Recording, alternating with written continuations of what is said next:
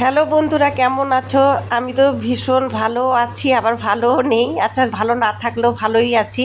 যাই হোক, আমার বর যখন আমার ছোট যাকে ডাক দিল, তখনই কিন্তু আমার ছোট যা দৌড়ে এসে দাদাকে ভক্তি করে কিছু শুকনো টিফিন, মানে শুকনো খাবার দিয়েছে, যেমন রুটি, তরকারি, আরও কিছু বানিয়ে দিয়েছে।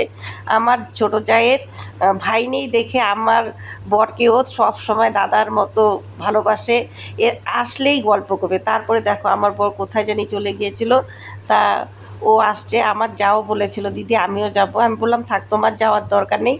আবার এই কথা শুনে আমার বর বলছে তোমার যাওয়ার দরকার নেই। আমি ভাবলাম না যাই, বরের সামনে যদি ট্রেন আধা ঘন্টাও লেট থাকে তবুও তো আরও দু একটা কথা বলতে পারবো।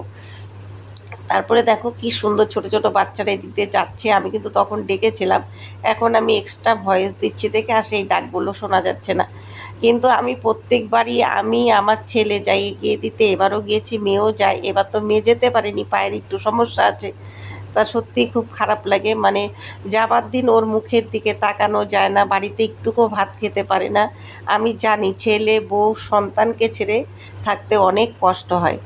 বছরে 1.5 বছরে দুবার আসে, কিন্তু এবার ভোটের জন্য ও 3 মাস না 4 মাস পরেই এলো বাড়িতে। তারপরে দেখা হয়ে গেছে আমার মাসির মেয়ের জামাইয়ের সাথে, মানে বোন জামাই আমার। যাই হোক, গল্প হলো। তা বললো দিদি একটা ব্যাগ নাও, জামাইবাবুকে বলছে। আমি বলছি লাগবে না। তারপরে আমাকে একটা বর ঠান্ডা কিনে দিল, তা আমি ঠান্ডাটা খেলাম। আমি আবার বরকে বললাম তুমিও খাও। ও তো কিচ্ছুই খেতে পারে না, ওর মুখের দিকে আমি তাকাতে পারি না, এত মানে ওর মনটা ভেঙে থাকে। আর আসার সময় যে আনন্দটা থাকে, যাবার সময় কিন্তু ওর মুখটা সেই রকম থাকে না। আমি বুঝতে পারি। তার যাবার সময় ছেলেকে এত কিছু বলল, সাবধানে বাইক নিয়ে যাবি অফিসে, তারপরে মার ওষুধ আনবি, মানে অনেক যতটা বলতে লাগে। এখন তো বাড়িতে যেহেতু ছেলে বড় হয়েছে, ছেলেকেই গার্জিয়ানভাবে সব কিছু বুঝিয়ে দিয়ে যায়।